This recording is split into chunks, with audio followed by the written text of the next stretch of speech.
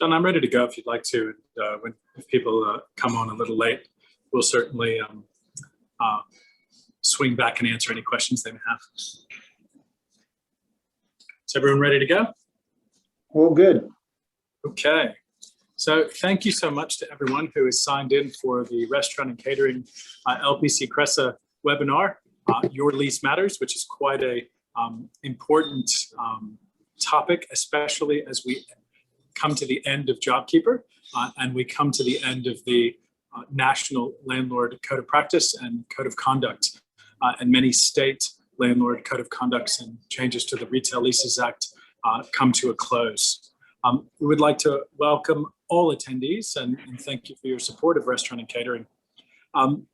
We'd like to welcome LPC Cresa as one of Restaurant and Catering's newest partners to help members reset their lease arrangements. And John and his team will be telling you more about that as we get into the webinar. But I want you all to know that this issue is very close to my heart. I'm very passionate about leases. I was a restaurateur myself and owned Pacific Restaurant Group, which was Kingsley's Chop House. And I partnered with Jamie Oliver and brought Jamie's Italian to Australia and New Zealand. And it is closed now, but it was successful when we owned it. And we signed many leases, and we certainly could have used LPC Cresa at the time to get the best lease deals. So, I want to frame up just how the association is working very strategically with LPC Cresa to ensure that we provide the support to our members and to the industry in total to learn a bit more about how much their leases matter, and to ensure that you're making sure that you're crossing all of your T's and dotting all of your I's and paying attention to what is so important about your lease and about how you need to be sure that as we come into 2021 and beyond with living with COVID, that the market has changed. And certainly you need LPC Cresa and Restaurant and Catering on your side to ensure that your landlord doesn't necessarily get the upper hand and you aren't convinced that the market rent that you need to pay is more than you're paying now. The market has changed, it has gone down, and it's important for you to be equipped with knowledge, which is power. So Your Lease Matters, that is the name of this webinar, because it does matter. And Tom Green, who is our Head of Policy, Government and Communications at Restaurant and Catering, is going to be going into a bit more detail about what we learned from the 2020 benchmarking report in relation to tenancy costs, which was quite a surprise for us, and certainly very telling at the conditions and the way that the industry has changed through COVID and since COVID. Tom's going to be talking about many things in relation to the percentages, as well as some benchmarking around where you might need to be in relation to what your total lease costs are, so you don't necessarily feel like yours is different than other businesses. You're not alone. And certainly your lease terms are more important now than they have ever been. In fact, we have seen occupancy costs nearly double, and Tom will reveal those percentages. The question is how do we solve that problem? And today, LPC Cresa will let you know. Tom? Thanks, Wes. Look, I think one of the interesting things, the association conducts a benchmarking report each and every year. And one of the things that we do measure is different costs across an individual restaurant, cafe, catering business over the previous 12 months. And what we saw was quite a significant drop in wage costs and in food costs. That was to be expected in our industry as a result of COVID restrictions and the like. That obviously meant that restaurants were operating on leaner models with leaner amounts of staff and less food costs. But what we saw as a result of that was that fixed costs, or things that were unable to be moved by the business that weren't demand driven, namely full occupancy costs, which is everything, including insurances, the costs of rent, everything associated with occupying a space. We saw that double from 16% to nearly 28% over the course of the previous 12 months. Now, that is a significant jump.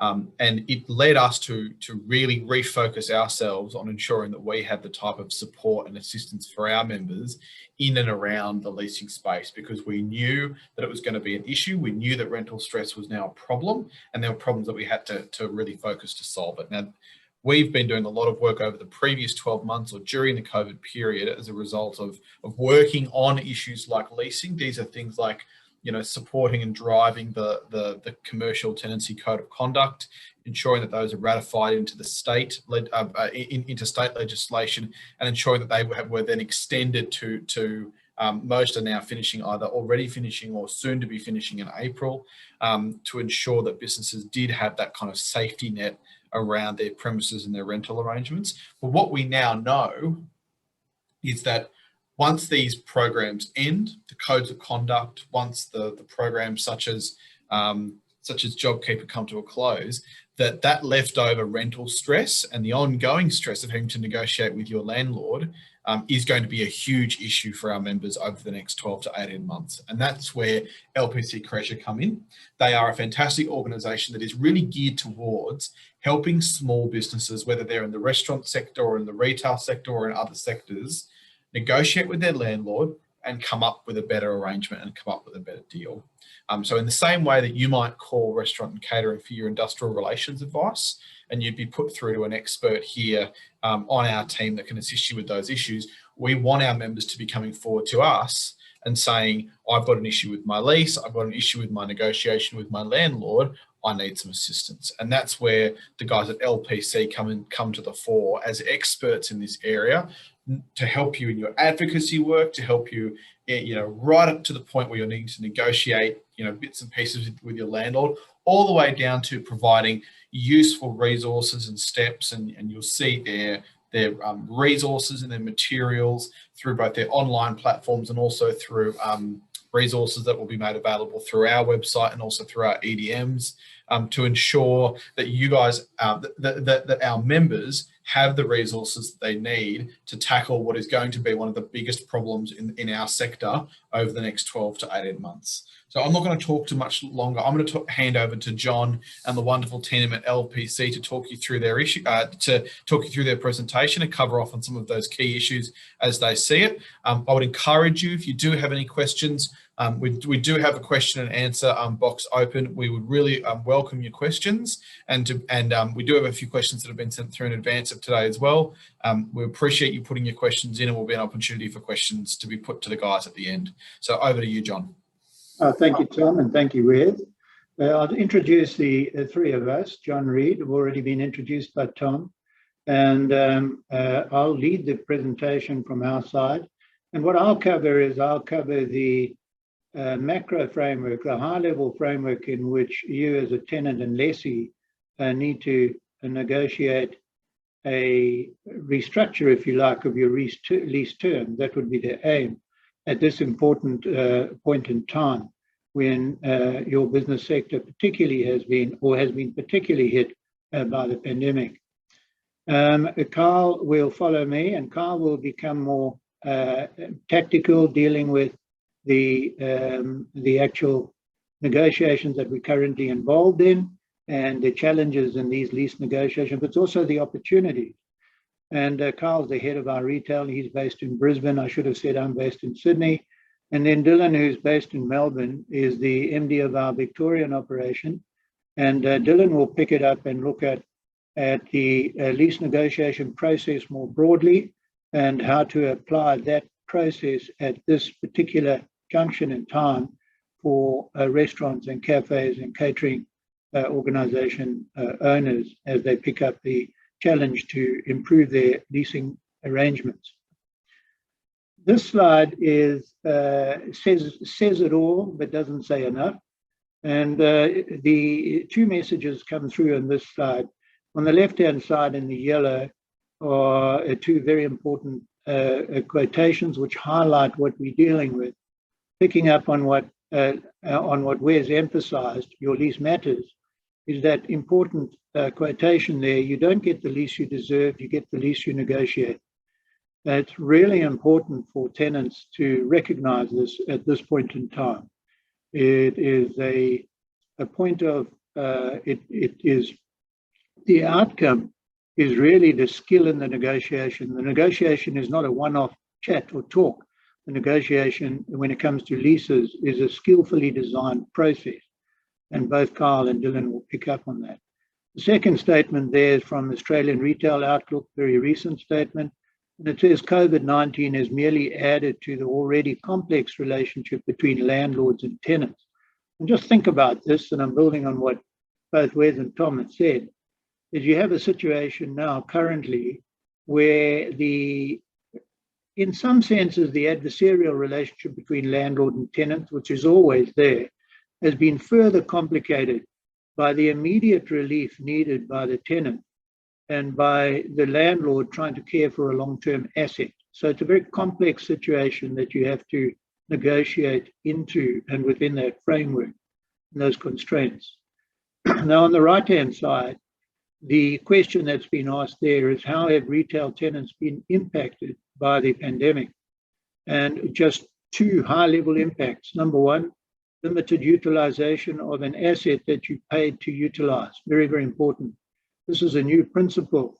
This principle came to the fore in Christchurch with the earthquake, where for the first time people were paying rental, but they had no asset to utilize.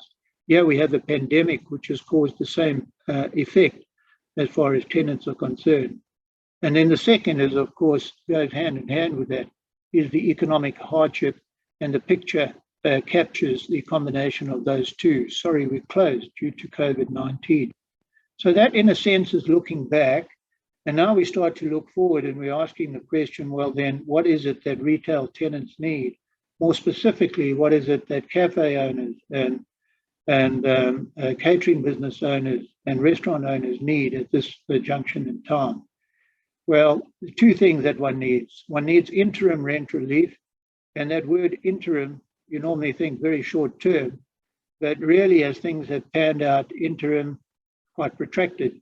And there's a relief that is required to help navigate this threatening circumstance that has come about due to the pandemic. The second is that a longer term need, which Dylan in particular will pick up on, and that is the need to reset leases and premises to have a greater risk sharing by the landlord as owners of cafes and restaurants and catering businesses try to navigate through this and out the other side. So what do those two diagrams represent? They're from Inside Retail, very recent, two questions.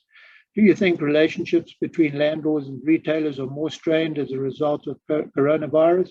80% say yes. Second question is, how do you expect leasing terms to change this year, the year being 2020? And notice nearly 19% had no expectation of more than slight changes. The point that this is making, this slide, is that the situation in which these negotiations take place is everything is against the tenant. And so there's a great deal of skill and collaboration required between the likes of the association, ourselves, and the tenants multiple. Now, that's the way that we frame this challenge. We say pre-COVID-19 and we contrasted with post-COVID-19, and for us, there are three distinct differences. The one is the ink is dry, has always been the rules of the game as far as lease is concerned. And post-COVID-19 and during COVID, even by government mandate, which Tom referred to, is the ink is no longer dry. It calls for interim arrangements, and Kyle will speak to appropriate amendments to leasing arrangements. The second one is lessee beware. When you sign, you're done and dusted, and you live with what you have. But now the reality is, and landlords are far slow to recognize this, that the reality now is lesser to share. Otherwise, the parties are not going to get through. There's got to be a shared pain. And then the third one is typically there's been legal resolution to lease disputes. And like never before, the resolution now is negotiated. Now, I don't have time to speak further on that slide, but this is an LPC Cressa framework which you can take away and think about. Our aim is to move the lease terms towards terms that favor the occupier. And those are 5 categories that we use. The reason we put this in is that very often people think that the end game is purely about the rental, but those other 4 categories there that we focus on, extremely important. Unfortunately, we can't say more on that. So my last slide that I speak to follows up on this. Well, what can retail tenants do? What can cafe owners and restaurant owners do now at this point in time? And in summary, to be picked up by Carl and by Dylan, is number 1, remember that the ink is not dry. Just don't accept it. The ink is not dry. Number 2 goes hand in hand. Keep asking. Go back. Number 3, get the facts together.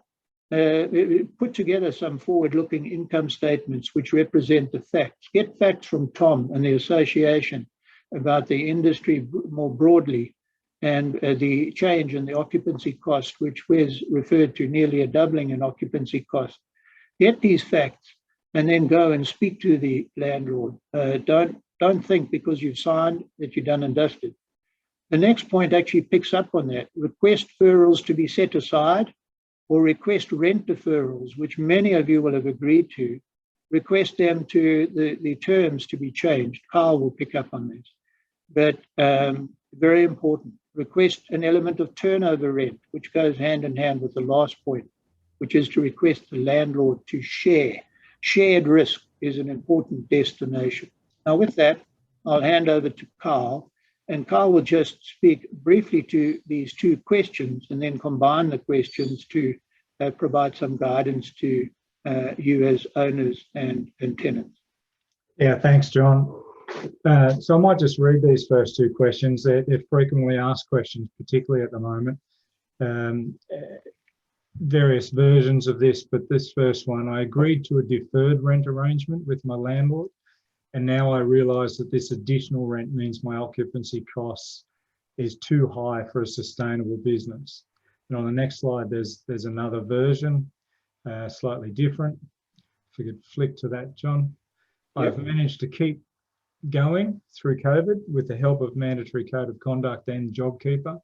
With these protections ending, I need long-term changes to my lease terms and occupancy costs. And I imagine that's a position that many of you will find yourself in right now. When you combine those 2, essentially, we're talking about businesses in this category. My business remained viable through COVID-19 due to rent reductions under the code and payments from JobKeeper, with these protections ending, but COVID-19 still affecting my business. How do I remain viable or recover?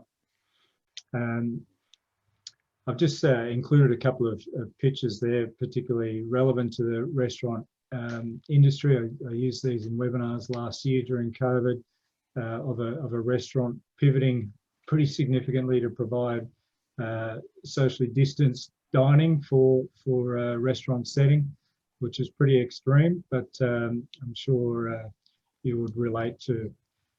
So if we move to the next screen, we'll look at, as Tom indicated earlier,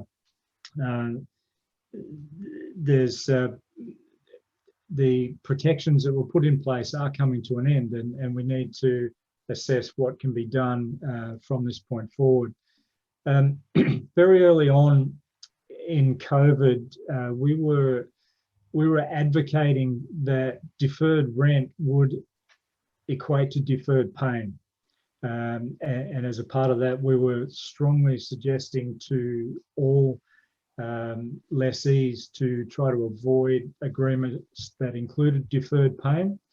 The code, the mandatory code, and then the legislation in each state which gave effect to that code provided a framework, a prescriptive framework for landlords and tenants to negotiate around, which allowed at least 50% of the reductions in rent that were agreed to be at least 50% as waived, and not more than 50% to be deferred.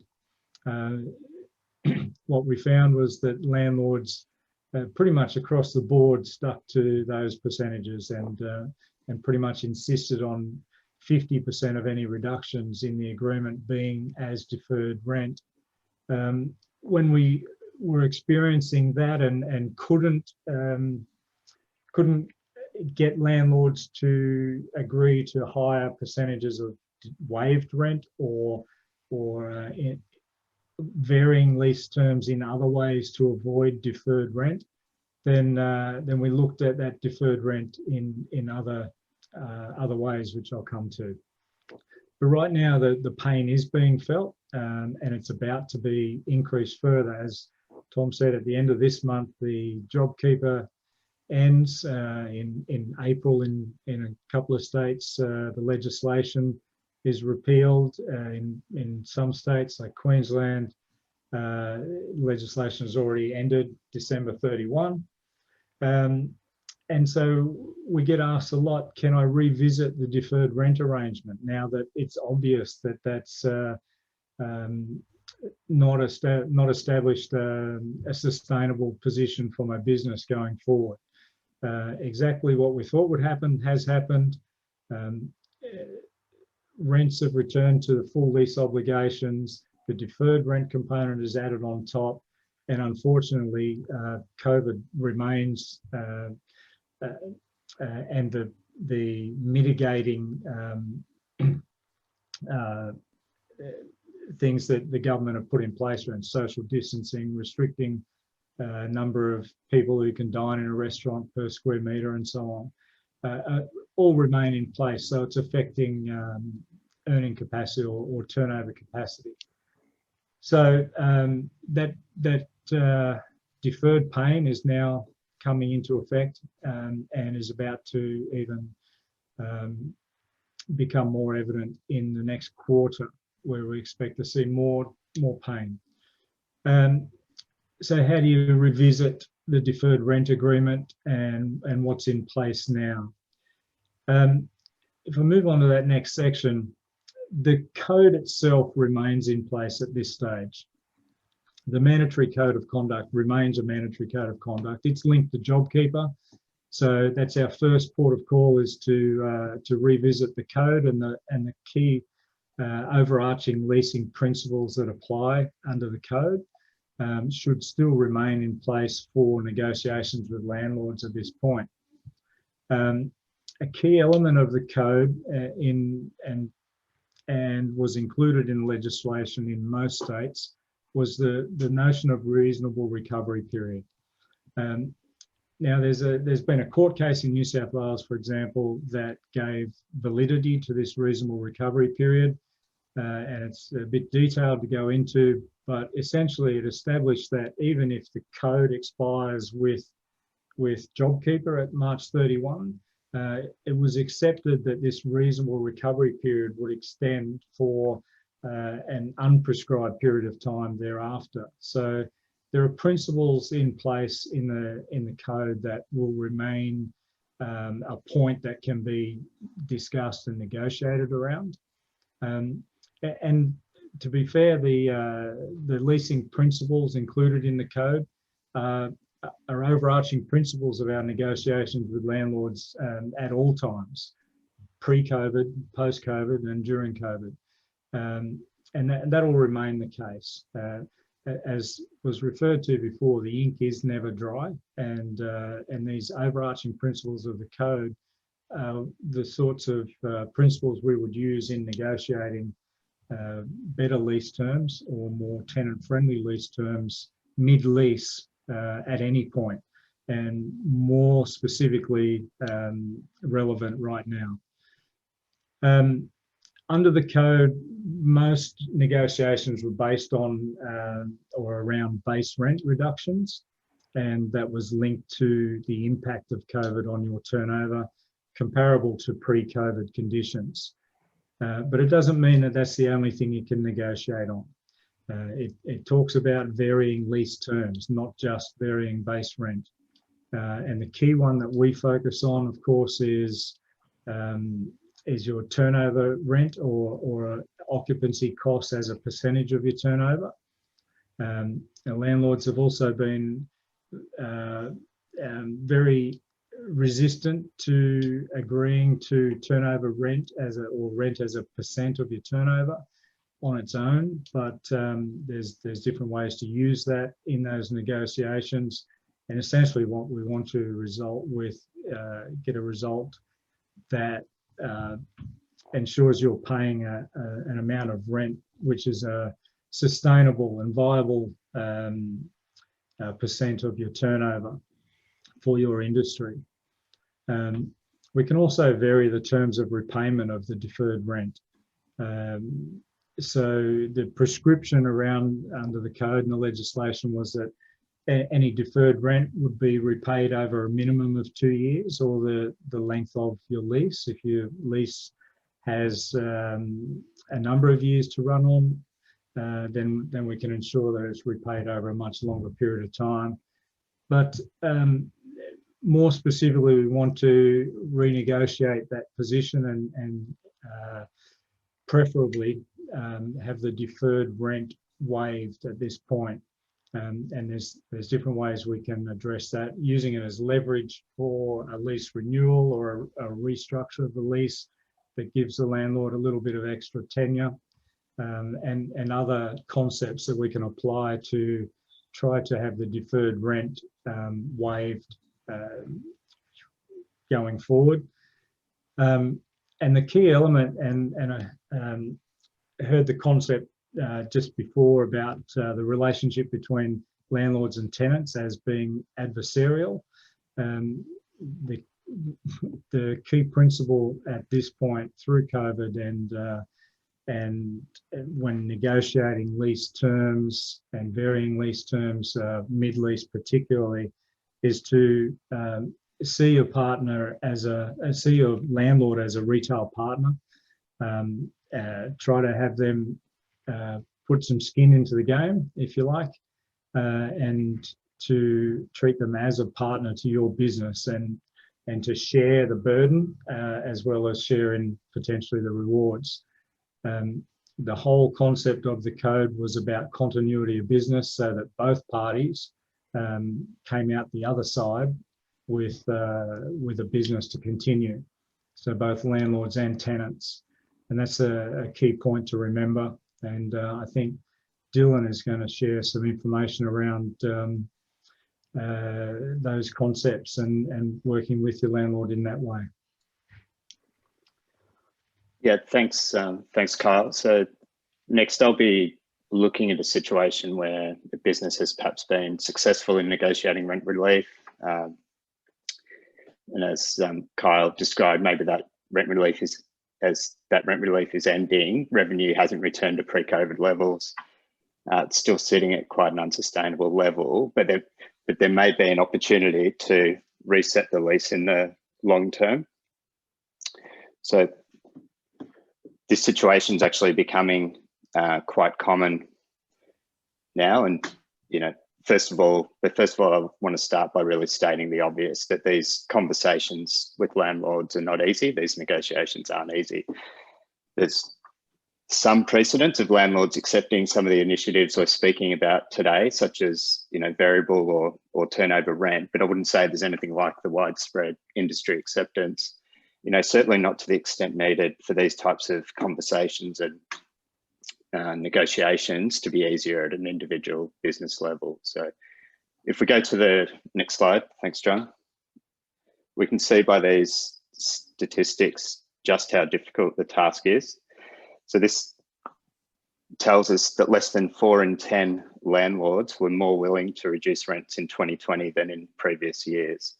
So that was even when rent relief was legislated. I represented plenty of business owners in the last 12 months where these statistics played out. So we know that a lot of landlords dug their heels in, and we know that going forward, any discussion with an owner that's potentially going to impact on their monthly income or potentially reduce the capital value of their property investment is going to be pretty tough.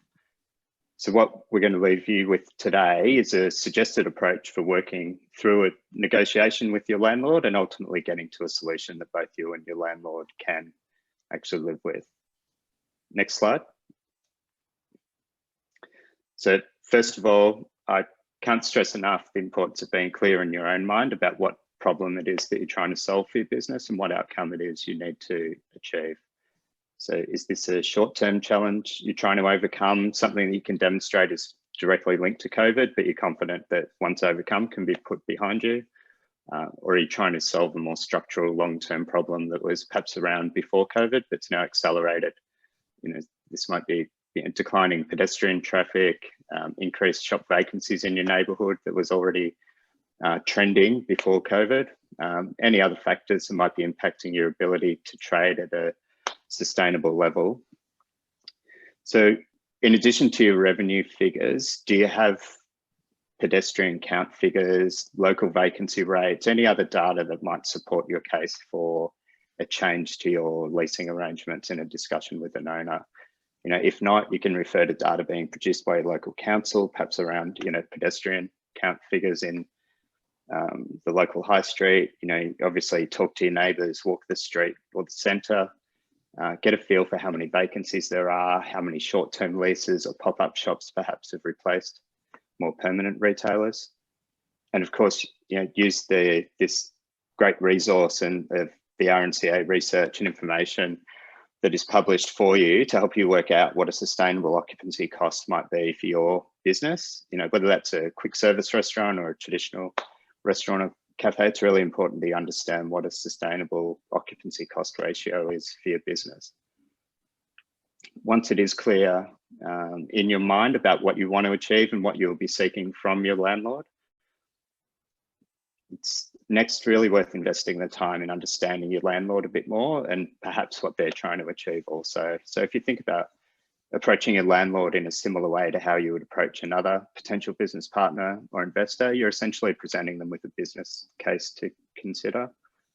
And when presenting a business case, knowing your audience, what they would like to achieve is probably your number one priority. And this is really no different with your landlord. So, if you consider the profile of your landlord, are they a small investor, family type investor who may be relying on the monthly income from the property, maybe to support or to provide some income in their retirement, for example? Or is your landlord a bit more sophisticated as an investor, maybe a private investor with a portfolio of properties, or maybe even an institutional investor like a Westfield?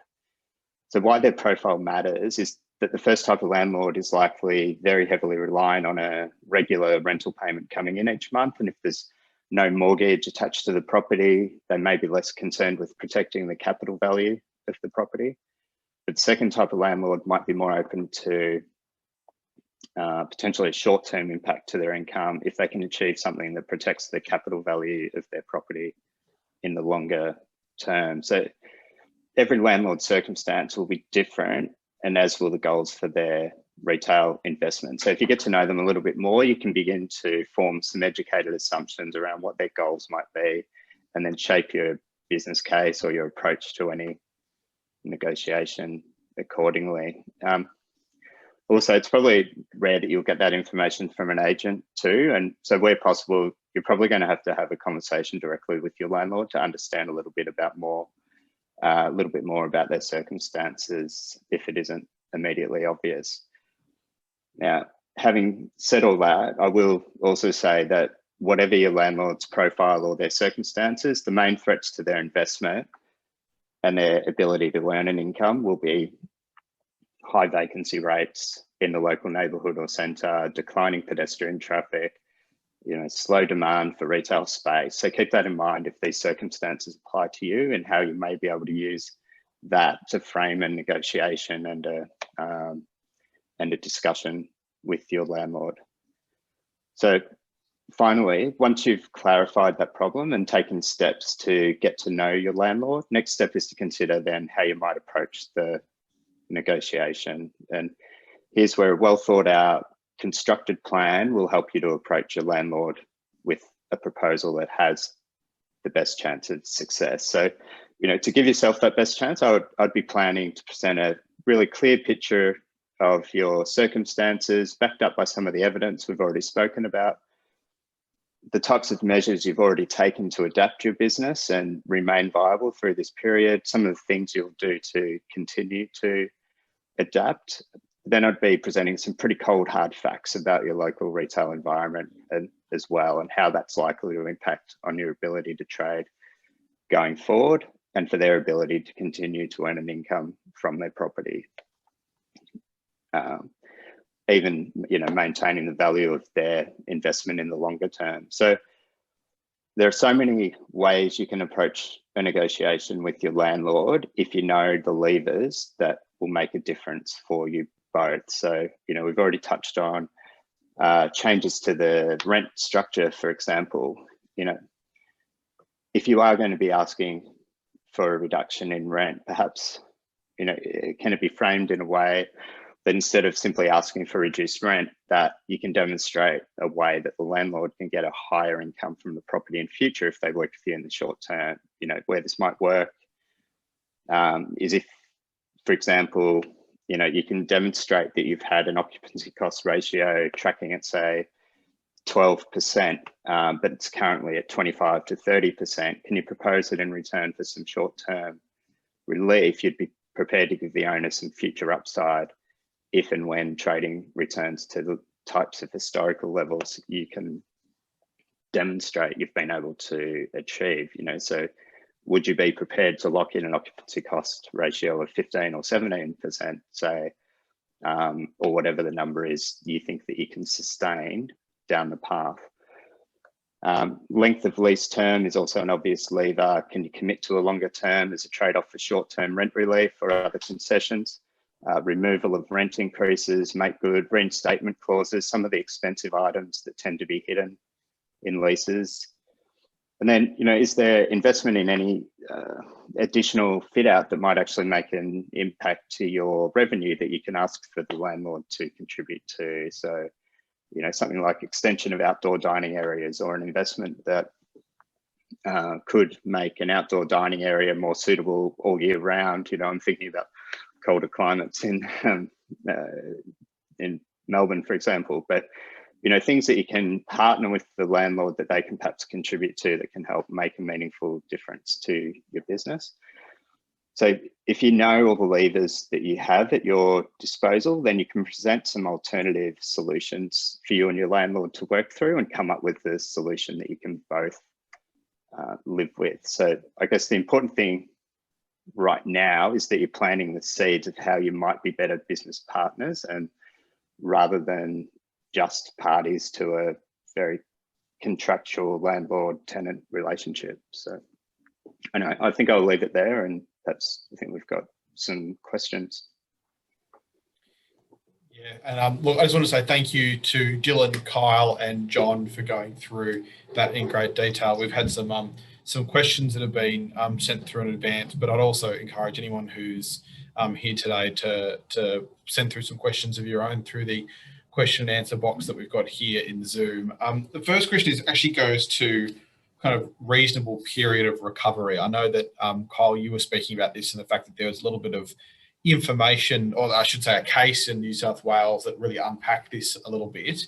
But, in terms of certainty, to the extent that you can, what would be your advice if you had a business coming to you in the restaurant, cafe, catering sector saying, well, what's my period of recovery? Are we more likely to be talking weeks? Are we talking months? Could I push it to the end of the year? What's a ballpark figure that a business might be expecting? Yeah, so the reasonable recovery period is mentioned on almost every overarching leasing principle within the code at the end of it. It's very clear in the code, but it's been skipped over by most landlords in virtually every discussion who were only interested in negotiating the initial pandemic response period. That was very defined. There was a period, and then that period was extended. But the recovery period has not been prescriptive at all in time or in what is expected of the support from the landlord in that period. So the court case I mentioned that gave some validity to that was a court case in New South Wales where Sneaker Boy, the retailer, took their landlord to court. And it was quite difficult circumstances. There was an arrears amount from prior to COVID, and the landlord argued that it wasn't a COVID arrears amount, so they could take some default action. In the end, the judge determined that COVID prevented them from recovering to the extent that they could repay the arrears. So it was a COVID issue. But further, he also made comment on the reasonable recovery period and that it was valid, and that the support from the landlord or the reductions in rent from the landlord should extend for the reasonable recovery period beyond the prescribed pandemic period.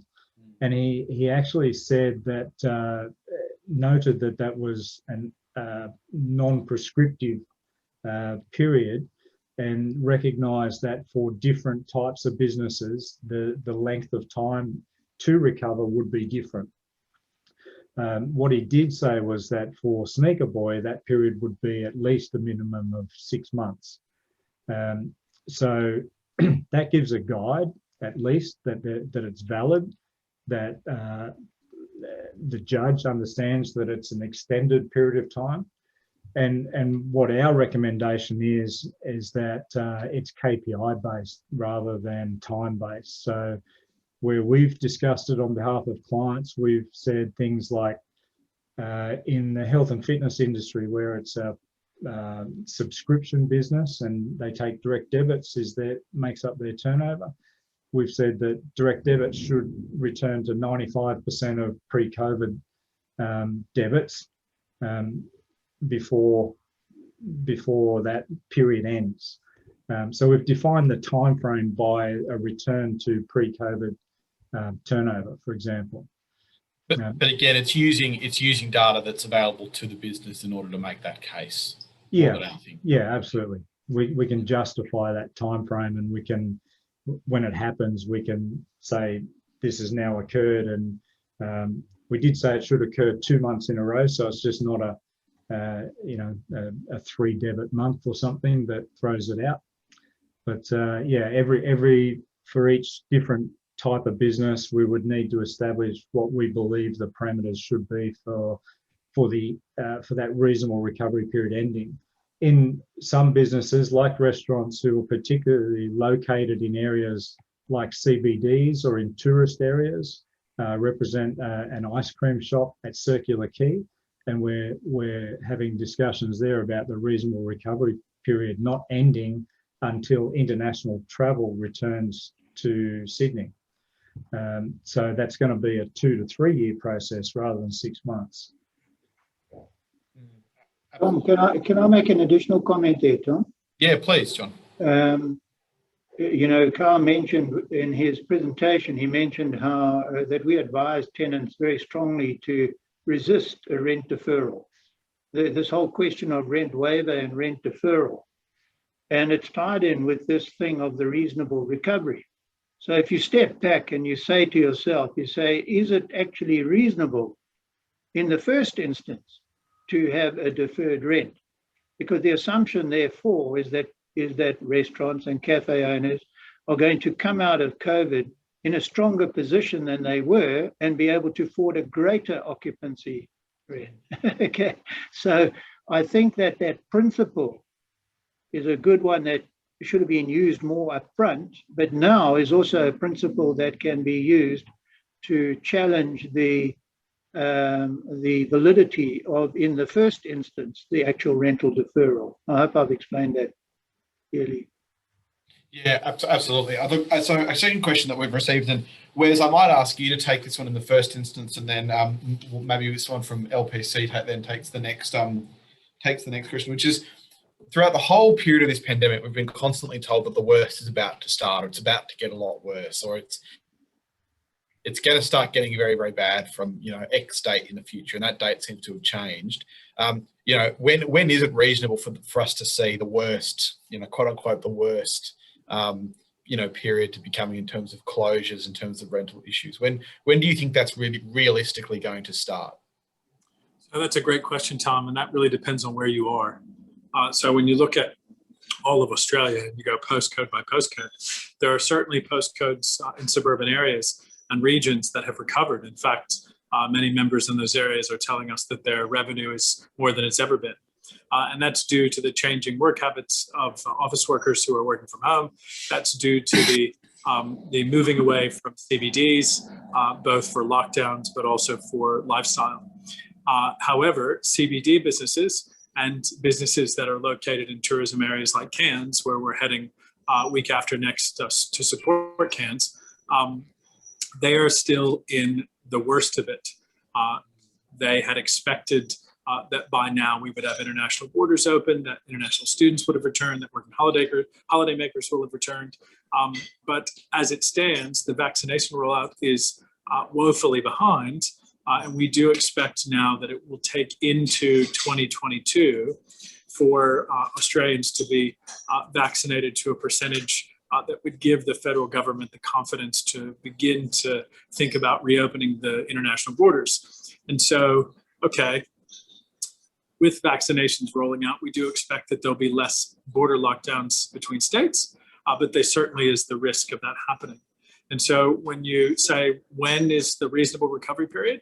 Well, how long is a piece of string, or where are you located? So no one can tell you that the CBDs of Australia or the areas that are normally international tourism heavy zones will recover next week, next month, next year. So it is quite important that if your lease is located in one of those areas, that you're having these discussions directly with your landlord, not with the agents, but with your landlord, because you want to have the facts. We can give you the facts. LPC Cressa can give you the facts. We want to make sure that you are armed with what you need to fully understand the depth of living with COVID into 2022. John, your take on that? When do you think the worst is going to start? Sorry, who are you directing that to? Sorry, John. When do you think the worst is going to start? Oh, I think where's the better place to, I think that's the one after Wes answering the question, I'll probably duck it. I totally understand. So look, I might move on to something. But Tom, Yep. Can I make a point? And you alluded to the point, and Dylan spoke to this, is that when it comes to leasing, this situation does give the opportunity to change the rules of the game. And so there's tremendous opportunities here. And this is the point that we are driving, is not a legal resolution, but a negotiated resolution. And Dylan made the point in a very succinctly, really, and that is that this is the time to not just conceptually think of a landlord as a partner, but in practical terms, go with plans and arrangements which can be significantly different to the current, but that enable a sustainable leasing arrangement. And so this is an opportunity that should not be missed. And between yourselves and ourselves and the members and the owners, it's an opportunity that we really should help the industry as a whole not to miss. Absolutely. I couldn't agree more. Can I just...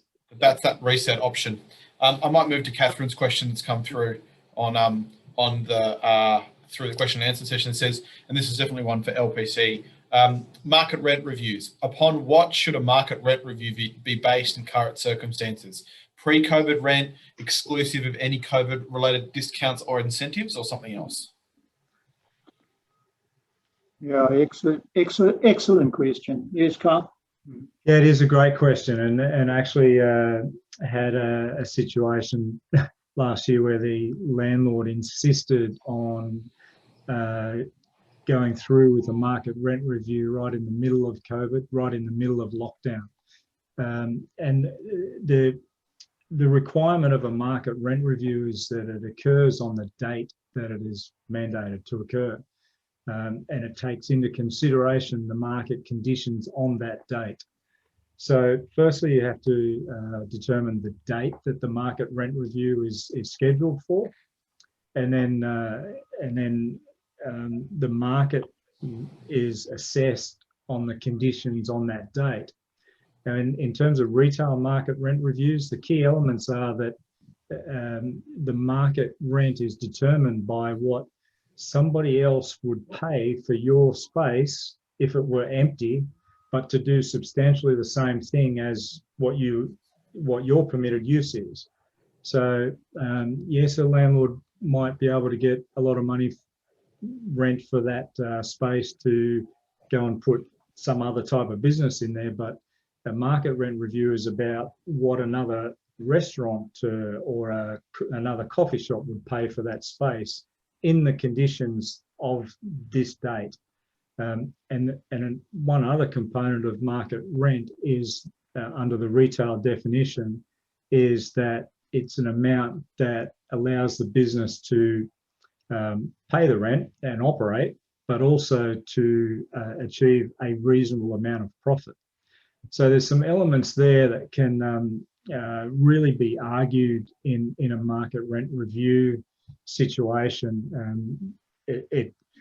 We don't have any evidence from market rent reviews that have been conducted by independent valuers in the market rent dispute process to determine exactly how they've treated it during COVID. But essentially, our argument last year, had it have gone to independent valuer, would have been putting a submission to the valuer that essentially the business on that date, because it was mandated as being closed, required closed by the government, was essentially zero. And it would have been very interesting to go through that process with an independent valuer at the time. If your market rent review is coming up in the next short period, it would be a very interesting process to go through, and the strength of the submission to the landlord firstly, and then if it had to go to independent valuer, the submission to the independent valuer and the strength of your representatives'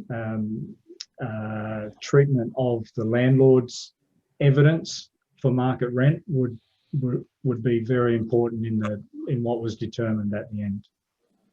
In the interest can I just jump in? Sorry, I'll just quickly add something, if I may, that I think we're always looking for triggers to renegotiate, and a market rent review is a perfect opportunity to do that. I wouldn't necessarily be relying on independent valuations and so forth to get you the best possible result. I think that's a last resort if you can't negotiate a better outcome.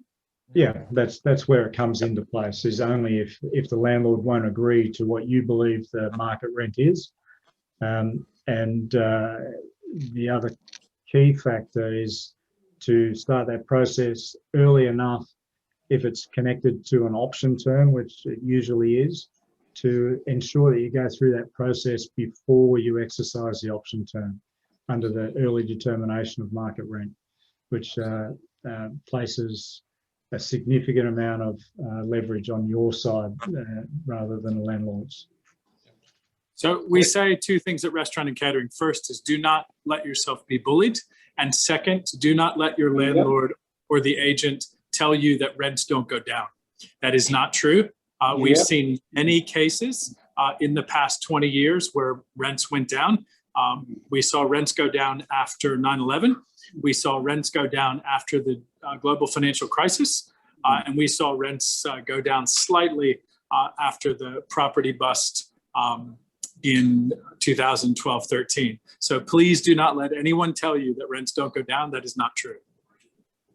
Yeah, absolutely. And one final comment on that, if I may, is it also shows how important the terms of reference are for a market review in the initial lease. Okay. Absolutely. And so you get the terms of reference right in the initial lease, and then you're managing your risks when things like this happen. Absolutely. And look, I think one final question from... We have a follow-up in the chat. Did you see that? Yeah, I'm just about to grab that one now.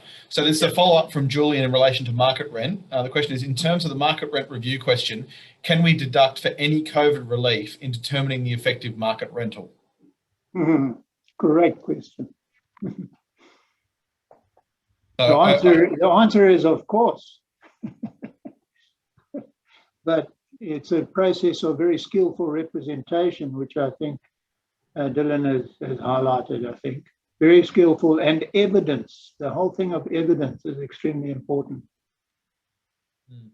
Absolutely. I think it just underscores the need, especially at the moment. You know, we get calls into the policy and government team here in relation to everything at the moment, COVID related, whether it's restrictions or rental issues or the code of conduct, all of that, you know, legislative arrangement. And I would say that, you know, we have no problems. You know, a lot of businesses don't have any problems dropping thousands of dollars on on a lawyer when it comes to industrial relations matters, but when it comes to market rents, they just seem almost completely immune or really hesitant to spend money on this area. But in reality, a bad rental arrangement is going to cost you a lot more than a poorly managed, unfair dismissal case or something like that.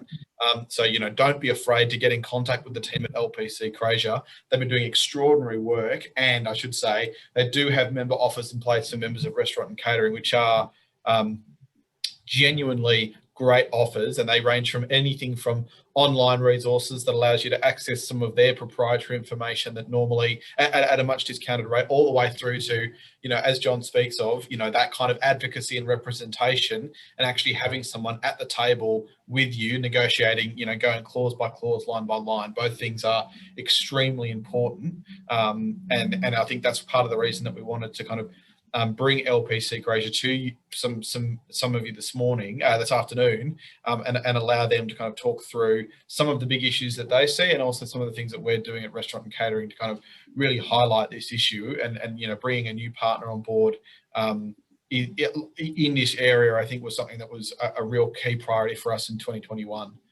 So look, there was a question asked around the slides, whether or not we'd be willing to share the slide presentation to those who are in the audience today. I think we've also recorded this session. We'll be making that available for members. So we might put that side by side in our member portal, both the recording of the webinar and also the slides as well. LPC's number is right there. I'd really encourage you to call them, or you can come straight to Restaurant and Catering, and we can forward you across to make sure you get access to those membership numbers. But in lieu of any extra questions, I think, over to you, John, to wrap up. And other than that, just a very, very sincere thank you on behalf of Wes and myself from Restaurant and Catering. Thank you very much, Tom and Wes. Nothing further to add from our side. Thanks to my colleagues and to those who've listened. Thank you very much, everyone.